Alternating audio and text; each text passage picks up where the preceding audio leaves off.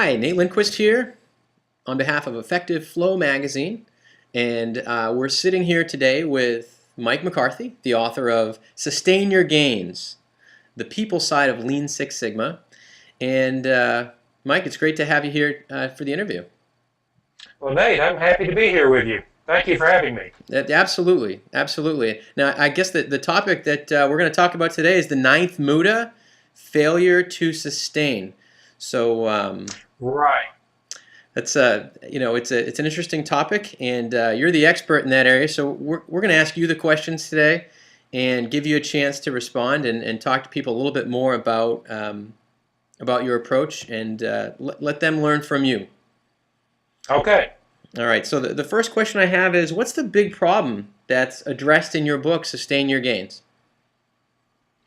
Well, Nate, the big problem is that far too many lean projects and Kaizen events and process improvements and even Six Sigma projects fail to sustain. They just don't last, which means that all that effort and planning and man hours that went into those are wasted.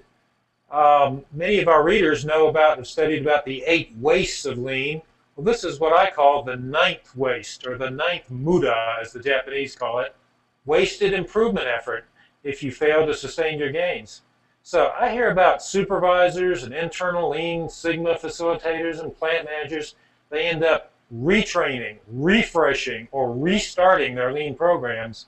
But when you hear the re part of that, that's the enemy of every manufacturing person. Rework. We all hate it. This is management and supervisory rework. And it's pure waste, pure muda, which we all hate. Yeah, waste can be a real problem, and thinking more about that, because obviously you wouldn't have written about it if it wasn't a serious issue. How big of a problem is failure to sustain? Well, as I researched it, it was bigger than I thought. Nate, there's a website for the Society of Manufacturing Engineers that had a task force who estimated that as many as 95% of lean projects fail to sustain. Wow. And then there's a survey taken by Mark Graben in which he said that 41% of Kaizen events in hospitals failed to sustain. He had one of my all-time favorite quotes in there. The hospital manager said, "The results disappear as soon as the team does." Then there is the Association for Manufacturing Excellence. They had a newsletter in March of 2012 that said the common complaint they hear is, we cannot seem to sustain the changes that have been made. So this is the type of thing you hear over and over again. But like I said, my favorite is that hospital manager that said the results disappear as soon as the team does. Yeah, it's funny how that works. And what do you think the root cause is of that failure to sustain? Well, it's what I would call preventive maintenance. We all take for granted that machinery needs maintenance. We know that if we don't maintain any piece of machinery, it won't run. Well, guess what? A new process improvement needs maintenance also. And if that new process doesn't get the maintenance, it won't continue to run either. So, no gains. Okay, Mike, I get the need for maintenance, and I think that's really important. Now, machinery might need to be oiled, for example, but how in the world do you do maintenance on process improvement? I mean, how is that done? Well, it's a process improvement is kind of an abstract thing. You can't see it like you see a piece of machinery. But when you break it down, any process consists of steps, and they're performed by people. And so when these people do the behaviors that in order to fulfill the process, the equation becomes a new process equals new behaviors. So it's the behavior of people's doing this new process that we have to focus on. And of course, that's why the subtitle of my book is The People Side of Lean Six Sigma. All right, that makes sense. And I think a lot of people listening to this will understand that it really is the human side or the people side. So, I see that it's people's behavior that gets the new process done. But you still haven't told us how to do preventative maintenance on the new process. Can you give a little more insight into that? Maybe help to crystallize that a little more clearly? Sure. Well, once you know that the new processes are requiring new behaviors on the part of the people doing the process, then you know the right question to ask. And that right question is, how do you build those new behaviors into a habit that they do more or less automatically, which is what we want. Now, the research on building new habits tells us that it takes 60 to 90 days of concentrated practice to make a new behavior into a habit. All right, and that actually applies to so many other areas of business, and I don't think anyone listening to this would be surprised to hear that data. So most people's track record on sustaining new habits isn't very good. So thinking of all the New Year's resolutions to exercise as an example, or to lose weight, not much sustaining on those new behaviors. Well, that's right. It needs some help.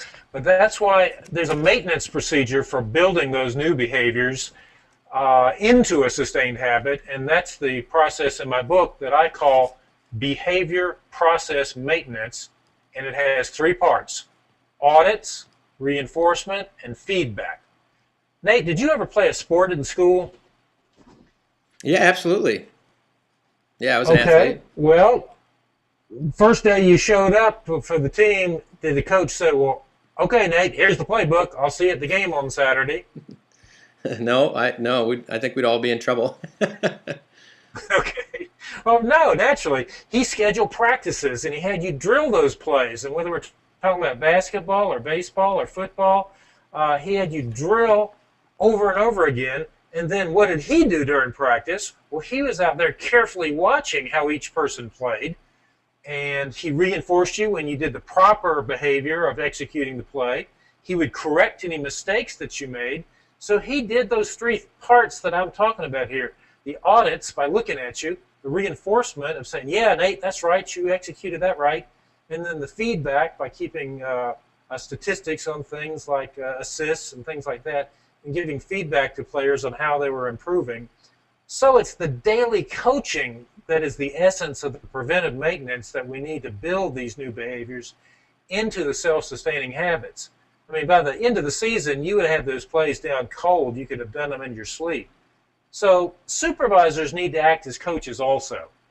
They need to be walking that production line each day and auditing the execution of the new process, just like the coach is auditing the execution of a new play.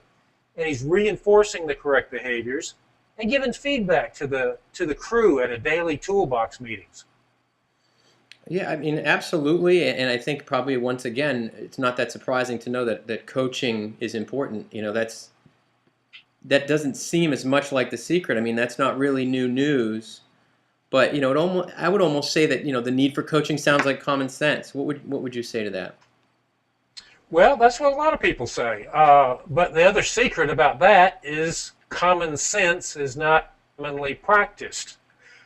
When most people begin studying lean practices, such as error-proofing, sometimes known as poka-yoke, they'll snort and they'll say, but that's just common sense to error-proof this.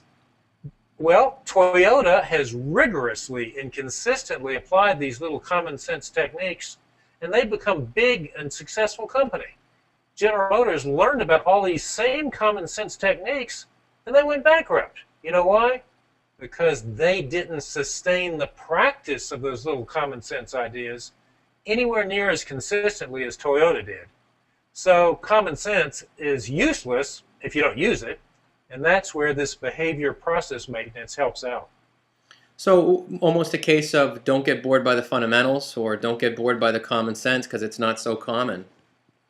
Is that right? Yeah, exactly. The best coaches, why are they the best? Because they focus on the fundamentals. Right. So how does behavior process maintenance help sustain these lean techniques then? Well, this behavior process maintenance is like following the best practices of the best coaches.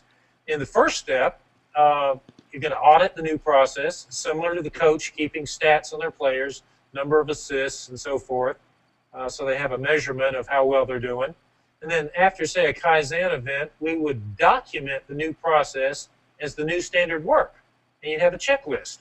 So the supervisor would carry that checklist of the new standard work as she walks the line and tally up what % is being done to the new standard. Okay, so what you're saying is we audit the new standard work, and then what? Well, then the second step of this behavior process maintenance is reinforcement. So, for example, as you're walking the line, you're auditing, you're looking at our people using the new process, following the new procedure. When you see someone doing the new behavior, the new process step, you stop for 3, maybe 10 seconds and comment about it. You'd say something like, Sue, I see that you're checking the dimension yourself before making the next cut. That's good. Or you just point to what they're doing and make the thumbs up gesture. And this is what the best coaches do. And then the team member himself or herself thinks, oh, she noticed. I'll be sure to do that again. Now, doing that again is the behavior being sustained. It's a behavior on its way to becoming a self-sustaining habit. So we kind of lock it in. You reinforce people we see doing new processes correctly, and then after that, what comes next? What's the next step? Okay, then the final step is you would take your audit tally. You've been checking off on the checklist as you walk around, and now you would total that up and compute a percent conformance to this new standard work, and you'd mark it up on a daily graph. Then you'd review this graph with your team at your daily toolbox meeting and say to them something like, well, team, we're improving. We started out at 88% conformance to the new work standard last week, and now we're up to 96%. That's good. Now, let's set a goal of 98% 3 shifts in a row. Any suggestions for how we can do that? So it's almost like you make it into a game, like a coach at halftime, something like that. Is that all there is to it? Yeah, well, that's the essence of it, but there is a lot more to it.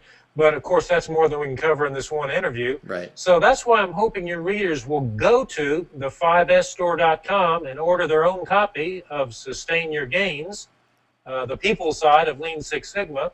And in that book, there are chapters that tell you when and how to do a deeper analysis, how to do a corrective action for those stubborn behaviors. There's chapters that tell you how to build a schedule for this, for your 5S events, for your Kaizen events, for your Six Sigma control plans. And so that this process behavior maintenance needs to become a part of your leader standard work. I also do webinars and train the trainers for this. And your readers can contact me at Mike McCarthy at sustainleangains.com.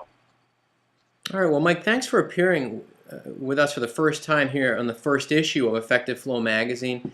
Understanding the steps, gaining the insights, and having the ability to ask you these questions, because I know a lot of the common thoughts that come into people's mind have been resolved, and you've allowed them to know that getting these steps in the right order and keeping it simple is sometimes how the game needs to happen. Knowing that the fundamentals are important. Any final words of wisdom for our readers before we go? Sure. Just a reminder that they can meet me and David Visco of the 5S Store next week at the Industry Week Best Plants Conference in Greenville, South Carolina. That's April 22nd, 23rd, and 24th. And if you stop by the 5S Store booth, you can buy a signed copy of Sustain Your Gains. And since I'm an old Trekkie, I love to watch old Star Trek movies, I want to say to your readers, work lean and prosper. All right. Thanks a lot, Mike. We'll look forward to seeing you at the show, and we'll talk to you soon. Okay. Thanks, Nate. You bet.